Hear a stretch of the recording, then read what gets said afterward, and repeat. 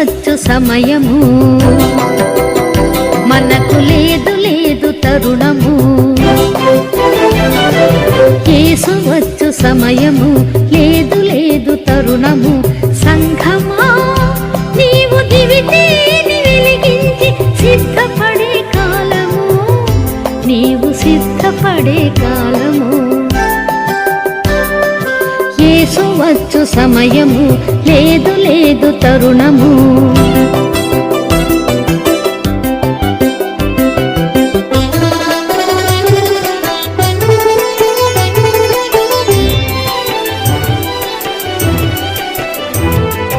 పాపులకు చెరలు ఏడేళ్ల శ్రమలు, పాపులకు చెరలు ఏడేళ్ల శ్రమలు.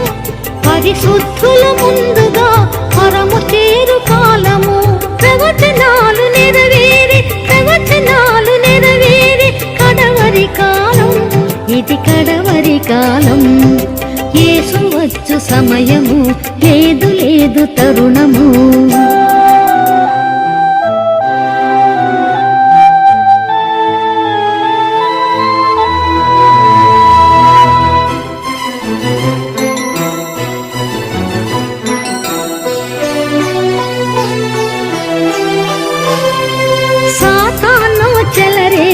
గర్జించునులే, తల్లి తండ్రి అన్నలు కలహింతురులే. సంఘంలో శాంతి లేక అలమటించులే, సంఘంలో శాంతి లేక అలమటించులే. పరిశుద్ధులు ప్రభుని పేరు ప్రార్థించునులే. యేసు వచ్చు సమయము, మనకు లేదు లేదు తరుణము. యేసు వచ్చు సమయము, లేదు లేదు తరుణము. సంఘమా నీవు దివిటీని వెలిగించి సిద్ధపడే కాలము, నీవు సిద్ధపడే కాలము. యేసు వచ్చు సమయము, లేదు లేదు తరుణము. ఇక్కడ దేవదూతల పరిచర్య మనకి కానొస్తుంది. ఇక్కడ యేసు ప్రభువు యొక్క పరిచర్య మనకి కానొస్తుంది. ఈ యోహాను గారు ఎక్కడ ఉండి చూస్తున్నాడు? పరలోకం వెళ్ళి ఆయన ఈ దర్శనాలను చూస్తున్నాడు. అయితే పరలోకంలో ఏమున్నది? సింహాసనం ఉన్నది. భూమి మీద ఏ విధంగా దేవాలయం ఉన్నదో పరలోకంలో కూడా ఈ దేవాలయం అనేది ఉన్నది. దేవాలయంలో ఏమున్నది? సింహాసనం ఉన్నది. సింహాసనం మీద తండ్రి కుమార పరిశుద్ధాత్మ దేవుడు, ఆయన త్రిత్వమైన దేవుడు ఉంటాడు. అయితే ఒక 7 ముద్రలు వారికి ఇవ్వబడ్డాయి. 7 ముద్రల్లో ఇవ్వడానికి ఎవరికి ఆ శక్తి లేదు, అంత సాహసం ఎవరు చేయలేకపోతే యేసు ప్రభువే ఈ ముద్రలను ఇచ్చాడు. 6 ముద్రల గురించి మనము తెలుసుకొని ఉన్నాం. ఈ 7 ముద్రలో అని విప్పినప్పుడు ఏం జరిగింది? పరలోకంలో అరగంట సేపు నిశ్శబ్దంగా మారిపోయింది. దేవదూతలు ఒక్క నిమిషం కూడా మౌనంగా ఉండరు. తెలుసా? దేవదూతలు ఒక్క నిమిషం కూడా మౌనంగా ఉండరు. ఎప్పుడు దేవుడు పరిశుద్ధుడు పరిశుద్ధుడు పరిశుద్ధుడని గాన ప్రతిగానాలు నిత్యము మానక స్తుతిస్తారు. మరి ఈ భయంకరమైన విపత్తులు జరగబోతున్నప్పుడు ఇలాంటివి జరగకపోవడం మంచిదనేసి ఈ పరలోకంలో దేవదూతల్లో సహితము ఏమైపోయాయి? మౌనంగా అయిపోయాయి. హల్లెలూయా, హల్లెలూయా. నీతి దేవులారా, అప్పుడు ధ్యానంగా చూసినప్పుడు ఎన్ని దేవతలను ఆయన చూశాడు? 7 దేవదూతలను ఆయన చూశాడు. 2వ వచనంలో చూసినట్లయితే, అంతటా నేను దేవుని ఎదుట నిలుచు 7 దూతలను చూచి తిని వారికి 7 బోరలు ఇవ్వబడెను. 7 దూతల గురించి ఉన్నాయి. అట్లనే 7 బోరల గురించి కూడా సంఖ్యాకాండంలో ఉంటాయి. ఒక్కొక్క బోర ఒక్కొక్క దానికి సాదృశ్యంగా ఉంటది. అయితే ఆయన బోర ఊదినప్పుడు ఏం జరిగింది? ఒక బోర ఊదినప్పుడు మరియు సువర్ణ ధూపార్తి చేత పట్టుకుని ఉన్న వేరొక దూత వచ్చి బలిపీఠం ఎదుట నిలవగా సింహాసనం ఎదుట ఉన్న సువర్ణ బలిపీఠం పైన పరిశుద్ధులందరి ప్రార్థనతో కలుపుటికై అతనికి ఒక ధూప ద్రవ్యములు ఇయ్యబడెను. ఇక్కడ ఎవరి ప్రార్థన కానొస్తున్నాయి? పరిశుద్ధుల ప్రార్థన కానొస్తున్నాయి. అంటే పరిశుద్ధులు అనగా ఎవరు? రక్షించబడిన మనమే. రక్షించబడి ఉన్న మనము మన ప్రార్థన ఎలా ఉంటుంది? ఆ సమయానికి పరిశుద్ధంగా ఉంటుంది. మనం పాపం చేసి ప్రార్థన చేస్తే దేవుడు ఆ ద్వారా ఎన్నటికీ వినడు. మరి పాపం చేయడానికి కారకులు ఎవరు? అపవాదైన సాతాను. అది ఏదో ఒక రకంగా నిన్ను పాపానికి ఈసిద్ది. నువ్వే తప్పు చేయకపోయినా పర్లేదు, నీ యొక్క పిల్లల ద్వారా చేపించి నీ నోరులను అపవిత్రమైన చేస్తాయి, లేదా నీ ఆలోచనలను అపవిత్రమన్న అవి చేస్తాయి. ఏదో ఒక రకంగా సాతానుడు మనల్ని పాపం నుంచి నెడటానికి ప్రయత్నిస్తాడు. ఈ పాపం నుంచి విడుదల పొందాలంటే మనము యేసయ్య రక్తాన్ని ఆశ్రయించాలి. హల్లెలూయా, హల్లెలూయా. ఇక్కడ మనం ప్రార్థన చేసినప్పుడు మన ప్రార్థనలను తీసుకెళ్ళటానికి ఎవరు వస్తారు? దేవుని దూతలు వస్తాయి. మీకు రాత్రి కాలం నుంచి ఉదయకాలం వరకు చూసినట్లయితే దేవుని మీద దెయ్యాలు ఎక్కడ పనిచేస్తాయి అంటే సాయంత్రం 6 గంటల నుంచి అవి పనిచేస్తాయి. కుక్కల్లోనూ, పిల్లుల్లోనూ, పందుల్లోనూ అవి దూరతాయి. దూరి ఎవరింట్లో ఈరోజు పట్టాలి, ఎవరు నవ్వుకోవాలని నైటే పసిగడతాయి. వేసినత్తమే జయం. ఎవరైతే బాగా ముగ్గులేస్తారో ఏనండి, ముగ్గులేస్తారో ఆ ఇంట్లో ఖచ్చితంగా ఉంటాయి. అసలు ముగ్గులు ఎందుకు వేస్తారో తెలుసా?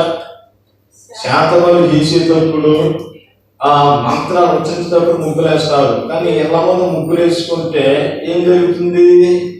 దయ్యాలు వచ్చి నివాసం చేస్తాయి.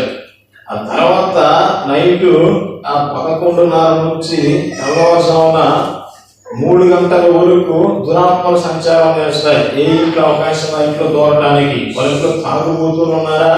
దూరిపోతాయి. వాళ్ళ ఇంట్లో సినిమాలు చూస్తున్నారా? దూరిపోతాయి. దూరి ఏం చేస్తాయంటే వాళ్ళకి ఆ ఇంట్లో ఎవరైతే ఇష్టమో వాళ్ళని ఏం చేస్తాయి? ముద్దు పెట్టుకుంటాయి. అందుకని వాళ్ళకి జ్వరాలు, మధ్యలో పెడగలలు, చీడగలలు అన్నీ వస్తూ ఉంటాయి. యేసు రక్తమే జయం. గమనించండి, దీన్ని పెట్టాలి. తెల్లవారుజాము 3 దాటిన తర్వాత దేవుని దూతలు వెలుగుతాయి. ఏ ఇంట్లోనైతే ప్రార్థనలు వినబడతాయో, ఎవరైతే లేచి దేవుని సన్నిధిలో మోకరించి ప్రార్థన చేస్తారో వాళ్ళందరూ ప్రార్థనలన్నింటినీ తీసుకునడానికి దేవుని దూతలు దిగి వస్తాయి. హల్లెలూయా.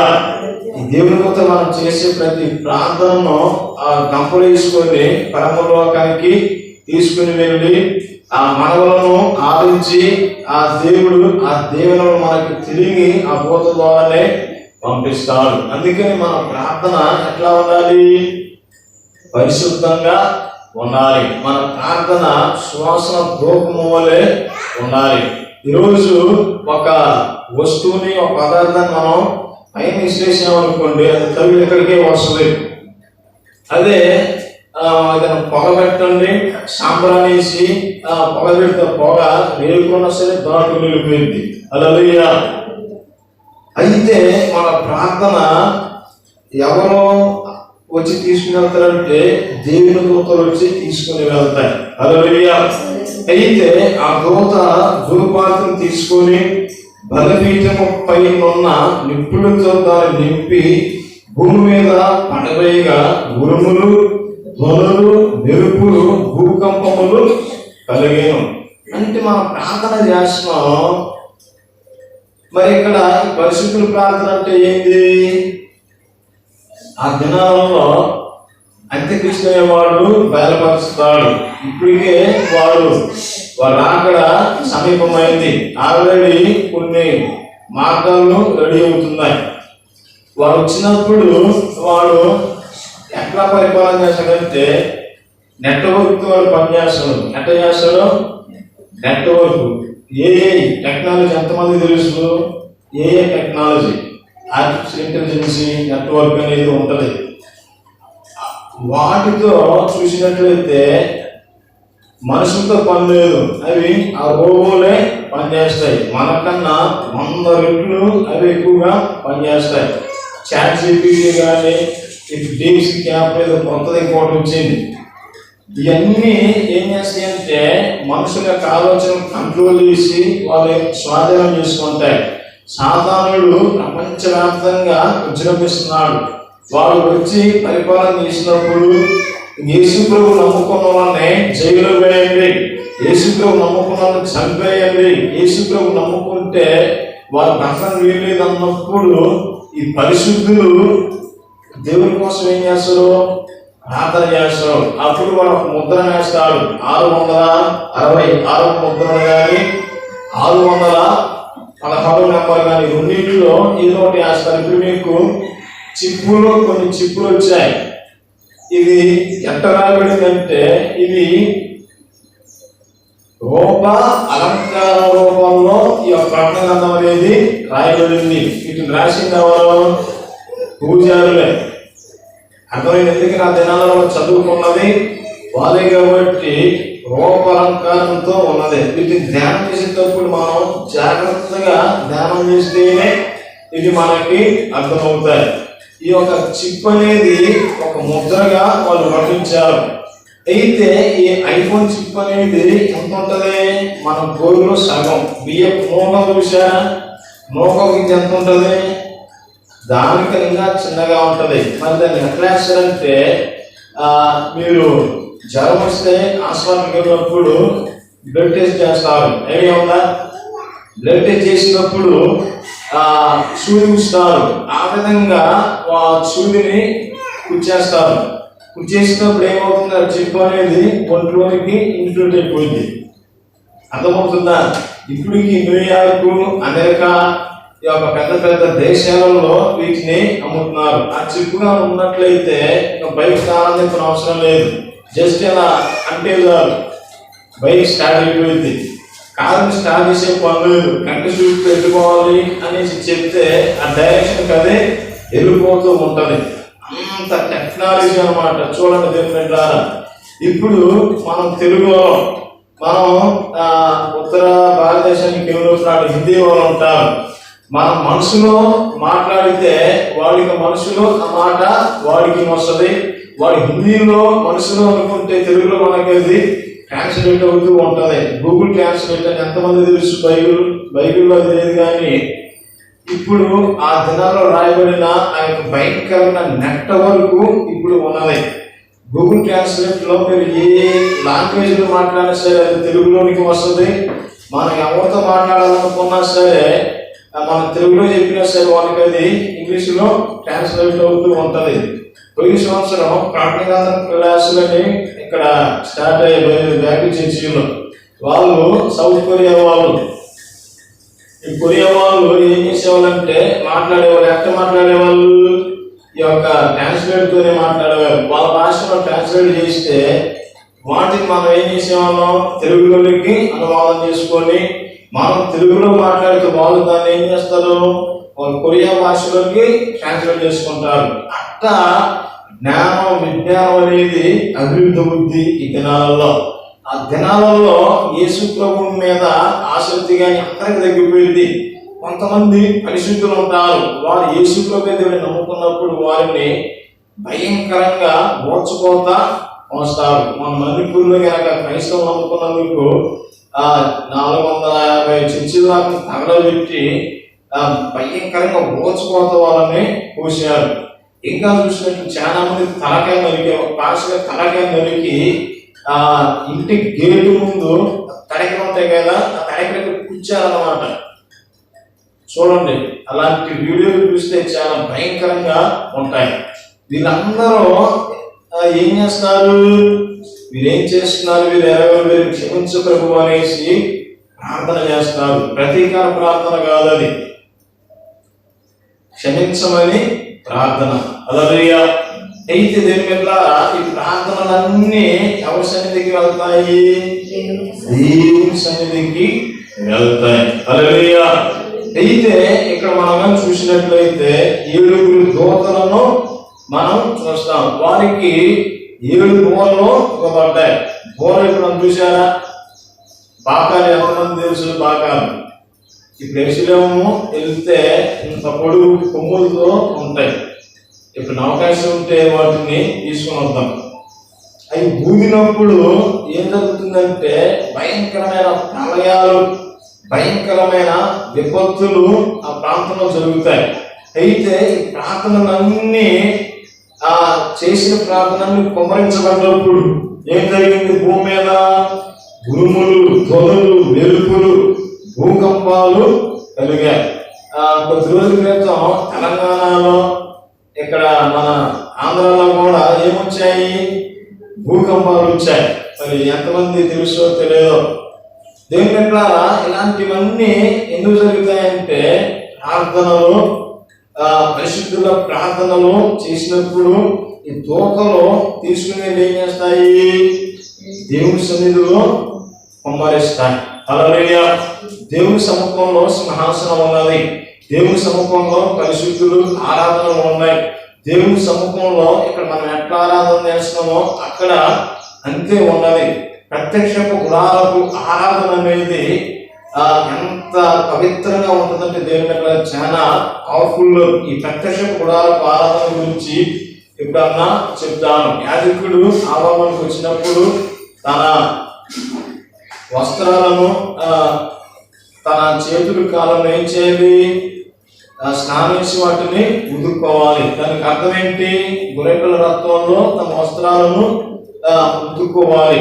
పరిశుద్ధ స్థలానికి వచ్చినప్పుడు తన పాపాలన్నింటినీ ఒప్పుకోవాలి. అతి పరిశుద్ధ స్థలం సమీపించినప్పుడు అతనిలో ఏ పాపం కూడా ఉండకుండా ఉన్నప్పుడు బలి అర్పించినప్పుడు ఆకాశం నుంచి అగ్ని దిగి వస్తుంది. ఒకవేళ అతనిలో పాపాలు ఉన్నట్లయితే ఆ అగ్ని ఇతని మీద దిగి వచ్చి హార్ట్ అటాక్ అక్కడే రక్తం ఎక్కి చనిపోతాడు. ఇలాంటి భయంకరమైన నిష్ఠతో ఈ ప్రత్యక్ష ఆరాధనలు అనేవి ఉంటాయి. అయితే దేవుని బిడ్డలారా, ఇక్కడ 6వ వచనంలో మనం చూసినట్లయితే అంతటా 7 బూరలు పట్టుకుని ఉన్న ఆ 7 దూతలు ఊదుటకు సిద్ధపడి. 7వ వచనం, మొదటి దూత బూర ఊదినప్పుడు రక్తముతో మిళితమైన వడగండ్లను అగ్నియు పుట్టి భూమిపైన పడవేయబడేను. అందువలన భూమిలో 3వ భాగము కాలిపోయాను, చెట్లలో 3వ భాగమును కాలిపోయాను, పచ్చగడ్డ అంతయు కాలిపోయాను. హల్లెలూయా. మొదట దూత బూర ఊదినప్పుడు ఏం జరిగింది?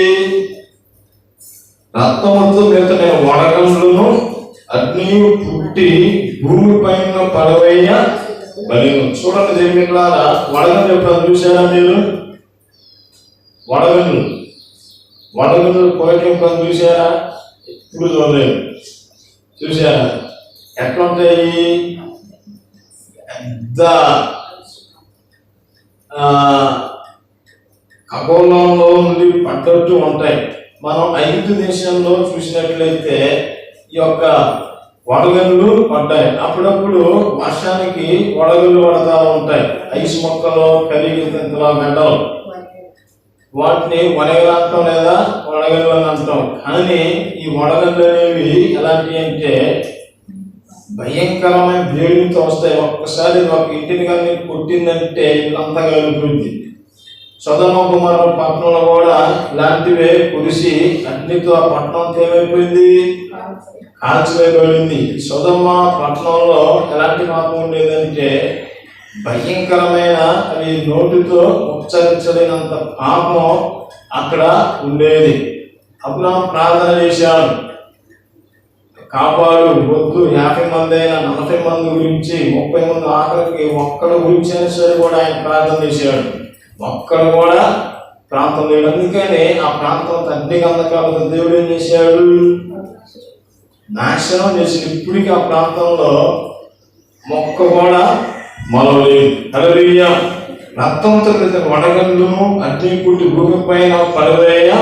బలినందువల్ల భూమిని 3/4 కాలిపోయాం. చూడండి, ఈ మధ్య లాస్ ఏంజల్స్ కాలిపోయిందని ఎంతమంది తెలుసు? లాస్ ఏంజల్స్ అంటే అమెరికాలో వీళ్ళు నివసిస్తున్న ఈ ప్రాంతంలో కోట్లాది మంది ఉంటారు. వాళ్ళందరూ కోటీశ్వరులు. ఒక్కొక్కరు కాడ ఎన్ని కోట్లు అంటే అవి వాళ్ళ దగ్గర ఉన్న ధనంతో ప్రపంచానికి 4 రోజులు అందరూ కూర్చొని ఇంట్లో అన్నం పెట్టినా తరిగిపోయినంత కోట్లు వాళ్ళ దగ్గర ఉంటాయి. పెద్ద పెద్ద బిలియనీర్లు వాళ్ళు, అంత ధనవంతులు. అయితే వాళ్ళు చేసిన తప్పేంది? మాకు దేవుడు లేడు, దయ్యం లేదు, మాకు మేమే దేవుళ్ళు అన్నారు. జీవోడి గాడ్, జీవోడి గాడ్ని రిటర్న్ చదివితే ఏమవుతుంది? DOJ dog. డాగ్ అంటే ఏంది? కుక్క. దేవుణ్ణి వాళ్ళు ఏమన్నారు? కుక్క అనేసి వాళ్ళు సంబోధించి ఎంజాయ్ మందులు తాగటం, సిందులేయటం, అక్రమ సంబంధాలు పెట్టి భయంకరమైన పాపం వారు చేసినప్పుడు మరి దేవుడు ఊరుకుంటాడా? కన్నెర చేసి ఆ ప్రాంతం ఎటుందో చేనిపోతుందో తెలియదు, కానీ దరిదాపు ఆ పట్టణం నీటి కూడా తగలబడుతూనే ఉంది. గుర్తు పెట్టుకుని దేవుని పెట్టాలి, ఇప్పుడు కూడా తగలబడుతూనే ఉంది. ఇప్పటికి ఎన్ని వేల కోట్లు అంటే జస్ట్ మామూలుగా సింపుల్గా అంచనా చేసినందుకే వచ్చిన దరిదాపు 38,000 కోట్లు ఆస్తి నష్టం. వాళ్ళకున్న సినీ ఫిలిమ్స్ మొత్తం కాలిపోయాయి, బోడిదైపోయాయి. ఇప్పుడు ఎవరికి చెప్పుకుంటారు? చెప్పండి దేవుని బిడ్డలారా, ఎవరు చెప్తారు? పాపం చేస్తే అలాంటి భయంకరమైన శిక్ష అనేది వస్తుంది. సింపులే. ఈసారి ఆ రాకడలో వ్యక్తి ఎలాంటి వస్తుందంటే ప్రపంచం అంతా అగ్ని తగులుకొని కాలిపోయి చచ్చిపోతారు. 3వ భాగం చెరువులు కూడా చచ్చిపోయినట్లు మనం చూస్తాం. చెట్లలో 3వ భాగం కూడా కాలిపోయాయి. పచ్చగడ్డ అంతయు కాలిపోయింది. చూడండి, శ్రమలో హింసలో పెడితే మనుషులు చావడం ఆటోమేటిక్ గా ప్రకృతి కన్యారం చేసిందనుకోండి, మనుషులు చచ్చిపోతారు. ఇప్పుడు మనకు తినడానికి అన్నం ఉంటుంది, బాగా తింటాం, తాగడానికి నీళ్ళు లేకపోతే ఏం చేస్తాం? గుండె పట్టుకుందాం, మీకు అవుతే. చూడండి, మరి పశువులు పాడి పంట మనకి ఎంతో అవసరం. పెరుగు, పాలు, వెన్న ఎంత మనం ఉంటున్నాం. మరి పచ్చగడ్డి నాశనం అయిపోతే తినడానికి అవి ఉండవు కదా, అవి కూడా ఏమవుతాయి? చనిపోతాయి. అది చనిపోతే మనకి జీవనం ఉంటుందా? కూరగాయలు ఎన్ని ఉన్నాయి కదా అంటే మరి ఇక్కడ చెట్లు కూడా కాలిపోతాయి. అంటే చూడండి, మనిషి ఆకలి తొలమట్టించి ఆకలికి పేగులు నిండిపోయి మాడిపోయి కూడా చచ్చిపోతారు. ఇలాంటివి భయంకరమైనవి ఈ మొదటి దూత బూదినప్పుడు ఇవి సంభవిస్తూ ఉంటాయి. ఇంకా మనగా చూసినట్లయితే ఏమిట్లా ఇక్కడ భూమి పైన అగ్నిమైనది వేయబడతాయి. ఇందాక లాస్ ఏంజల్స్ లో ఏ విధంగా అగ్ని వచ్చి రగులుకున్నట్టు ఈసారి ప్రపంచం అంతా అడవులన్నీ ఏమైపోతాయి? తగలబడిపోతాయి. వనరులన్నీ కాలిపోయినప్పుడు ప్రజలు ఆటోమేటిక్ గా ఆకలికి తట్టుకోలేక ఎలా మారిపోతారంటే, మీకు జాంబీ తెలుసా? జాంబీస్ అంటే వాళ్ళు అడవులలో ఉంటారు, ఒకరినొకరు పీక్కొని అంటారు అన్నమాట. ఆకలికి ఒకరినొకరు ఆహారం లేక పీక్కొని అంటారు. పూర్వం రాజుల గ్రంథాలలో మనం చూసినట్లయితే ఏషియా కాలంలో ఒకడు దేవునికి వ్యతిరేకమైన పనులు చేస్తారు. దేవునికి వ్యతిరేక పనులు చేసినప్పుడు ఆ ప్రాంతంలో దేవుని శాపం అనేది వస్తుంది. ఆ శాపం వచ్చినప్పుడు ఏం జరిగిందంటే వారికి ఆహారం లేదు. మొదటిగా ఆ దేశంలో ఏం చేసేవాళ్ళంటే ఆ ఇంట్లో కుక్క పిల్లలు ఇవి ఉంటాయి కదా, పిల్లలు వాటి వండుకొని తినేవాళ్ళు. ఇంకా ఆకలికి తట్టుకోలేక వాళ్ళ కడుపు ముట్టిన పిల్లలను కూడా పీక్కొని తినేసేంత భయంకరమైన కఠోర శ్రమలు వచ్చాయి. అట్లాంటి కఠోరమైన శ్రమలో ముందు రోజుల్లో మనం చూడబోతాం. జాంబీస్ అని ఉంటారు. వారికి అదొక వైరస్ అన్నమాట. ఈవిడే సినిమాలో ఇది ఉంటది. ఒకడు ఏం చేస్తాడంటే ఒకడు పోయి కొలుగుతాడు, వాడు పోయి ఇంకొకను కొలుగుతాడు, వాడు పోయి ఇంకొకను కొలిగిద్ది. ఈ నలుగురు బ్యాచ్ వెళ్ళి జనాలు కొలుగుతారు. అట్ట దేశం అంతా ఏమైపోయింది, ఒకరినొకళ్ళు కలుసుకొని పీక్కొని, కుక్కలు కనుక మాంసం దొరికితే పీక్కుందంటే కదా, అట్ట పీక్కొని తింటారు. అలాంటి భయంకరమైన పరిస్థితి ముందు రోజుల్లో ఉన్నది. అలాంటివి జరుగుతున్ననేసి ముందుగానే సినిమాలలో పెట్టారు. ఏసు రక్తమే జయం. అయితే దేవుని బిడ్డలారా గమనించండి, ఇది ఎప్పుడు సంభవిస్తాయి? ఈ 7 దూతల్లో మొదటి దూత బోర ఊదినప్పుడు ఎలాంటి భయంకరమైన సంభవాలు జరుగుతాయి. కావున ఈ యొక్క ఉగ్రత వచ్చినప్పుడు ఆయన రాకడలో మనం ఏం చేయాలి? ఎత్తబడి గుంపులో ఉండాలి. విడిచిపెట్టబడుట బహు ఘోరం. ఎందుకంటే ప్రస్తుతానికి మనం ఏ దినాలలో ఉన్నాం? ఇంత దినాలలో ఉన్నాం. ఎక్కడో రష్యా ఉక్రెయిన్ కొట్టుకుంటే ఇక్కడ కరువులు ఎందుకు వస్తున్నాయి? ఒకదానికి ఎంతో లింకులు ఉంటాయి.